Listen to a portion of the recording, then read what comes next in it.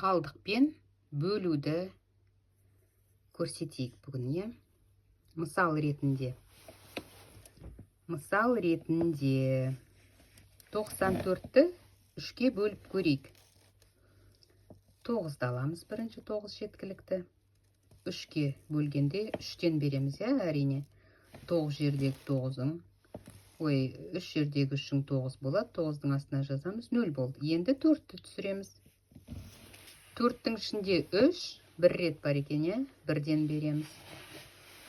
1-ден бергенде 3 жердегі 1-ің 3, 4-тің астына жазамыз, 1 қалды. 1 қалды. Сонда бізде 31 таза шықты. Оны бүтін деп қоямыз. Бүтін деп қоямыз. 1 қалдық десе де болады. Енді бізге дәлірек керек болса,